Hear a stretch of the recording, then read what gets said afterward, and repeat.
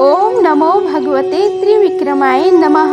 जय श्री राधे कृष्ण। दोस्तों, स्वागत है आप सभी का हमारे यूट्यूब चैनल पावरफुल हिंदू धर्म में। आप सभी पर भगवान श्री कृष्ण और राधा रानी की कृपा सदा और सर्वदा बनी रहे। आज हम आप सभी को ज्येष्ठ महात्मा में कथा अध्याय 15 का आप सभी को श्रवण कराएंगे। आइए श्रवण कीजिए कथा अध्याय 15 का, जिसमें वर्णन है दैत्यों का धर्म एवं सदाचार का पालन तथा सुकेशी के नगर का उत्थान पतन और वरुणा आशी की महिमा तथा लोलार का प्रसंग।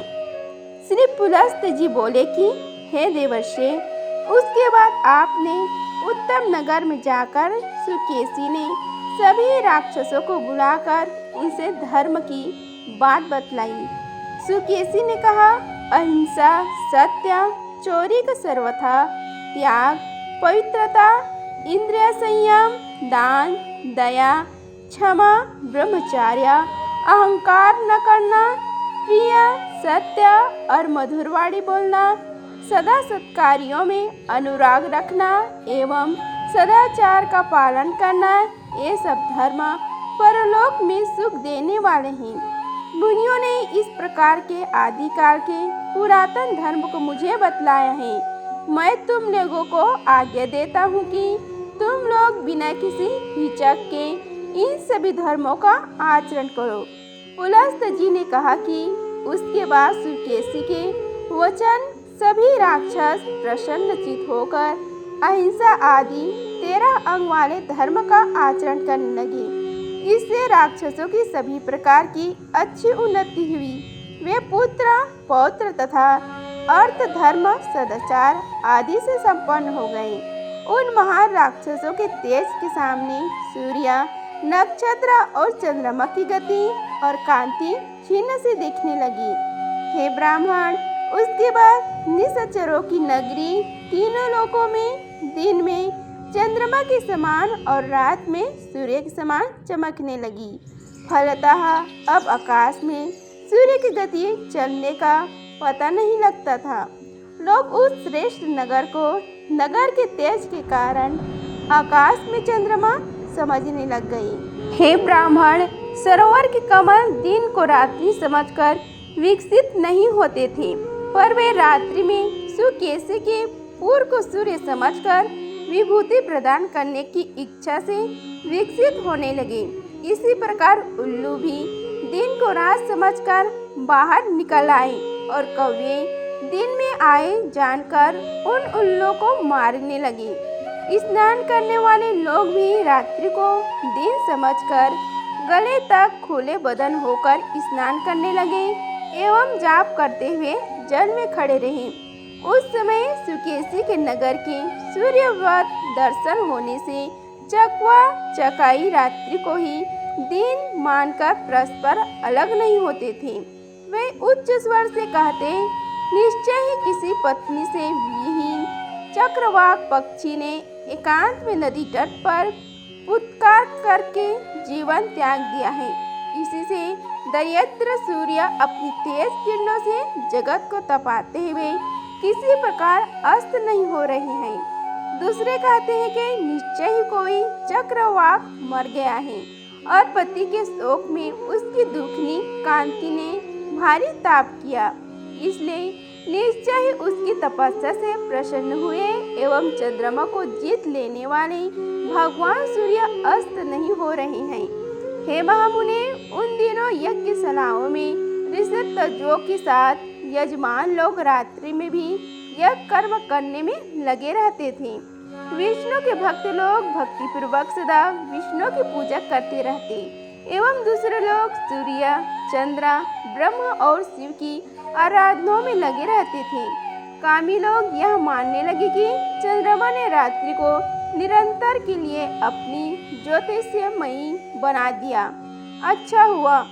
दूसरे लोग कहने लगे कि हम लोगों ने श्रावण आदि 4 महीनों में शुद्ध भाव से अति सुगंधित पवित्र पुष्पों द्वारा महालक्ष्मी के साथ सुदर्शन चक्र को धारण करने वाले भगवान श्री हरि विष्णु की पूजा की है।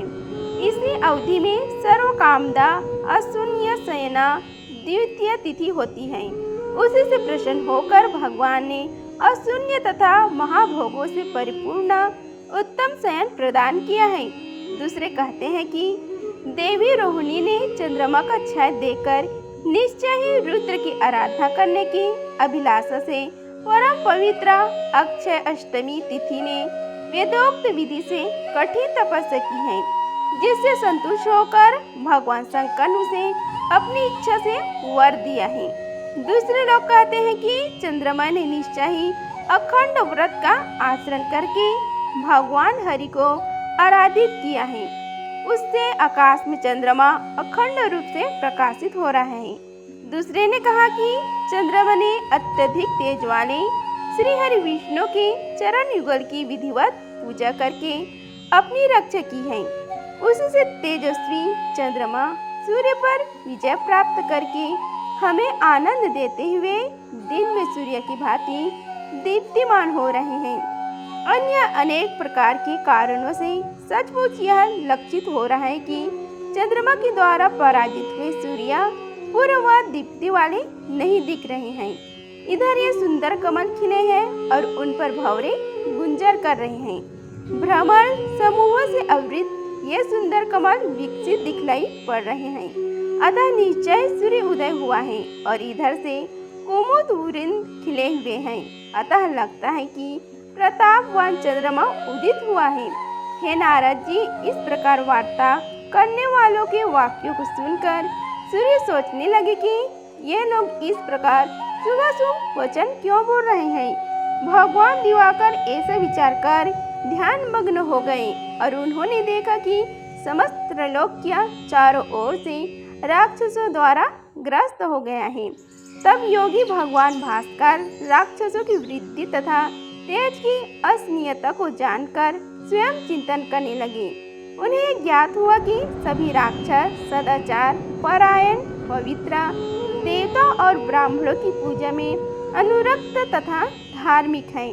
उसके बाद राक्षसों को नष्ट करने वाले तथा अंधकार रूपी हाथी के लिए तेज किरण रूपी नख वाले सिंह के समान सूर्य उनके विनाश के विषय में चिंतन करने लगे। अंत में सूर्य को राक्षसों के अपने धर्म से गिरने का मूल कारण मालूम हुआ, जो समस्त धर्मों का विनाशक है। तब क्रोध से अभिभूत सूर्य ने शत्रु के भेदन करने वाली अपने किरणों द्वारा भली भांति उस राक्षस को देखा। उस समय सूर्य द्वारा क्रोध भरी दृष्टि से देखे जाने के कारण वह नगर नष्ट हुए पूर्ण वाले ग्रह के समान आकाश से नीचे गिर पड़ा। अपने नगर को गिरते देखकर सालक टंकट सुकेशी ने ऊंचे स्वर से चीखने से स्वर में नमो भवाय सवाय यह कहा।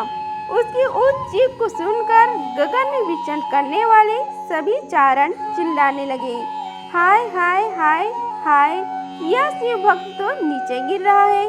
सर्वत्र व्याप्त और अविनाशी नित्य शंकर ने चरणों की उस वचन को सुना और फिर सोचने लगे कि यह नगर किसके द्वारा पृथ्वी पर गिराया जा रहा है।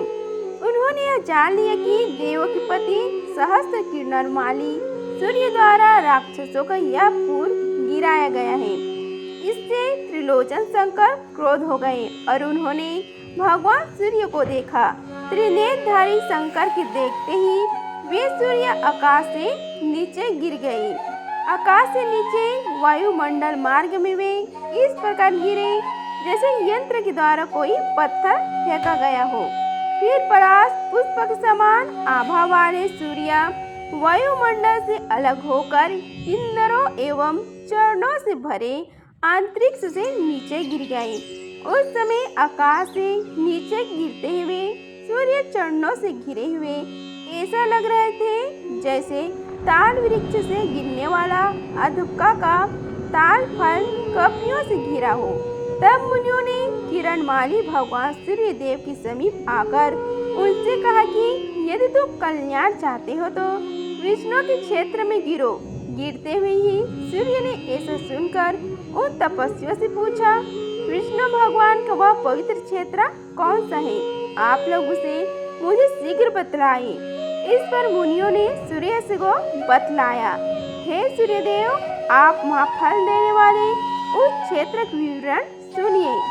इस समय वह क्षेत्र वासुदेव का क्षेत्र है, किंतु भविष्य में वह शंकर का क्षेत्र होगा।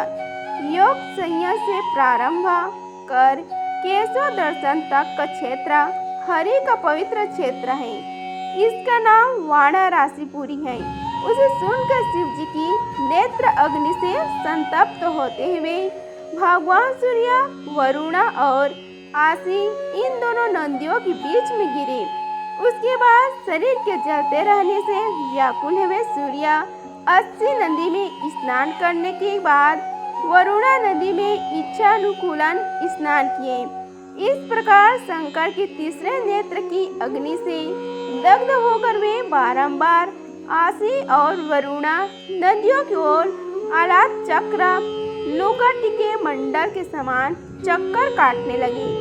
हे मुने, इस बीच ऋषि, यक्ष, राक्षस, नाग, विद्याधर, पक्षी, अप्सराएं और भास्कर के रथ में जितने भूत प्रेत आदि थे, वे सभी इसे ज्ञापित करने के लिए ब्रह्मलोक में गए।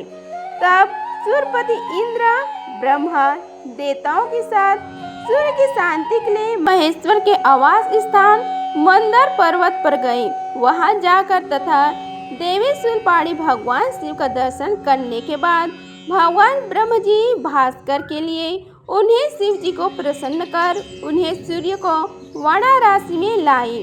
फिर भगवान शंकर ने सूर्य भगवान को हाथ में लेकर उनका नाम लो रख दिया और उन्हें पुनः उनके रथ में स्थापित कर दिया।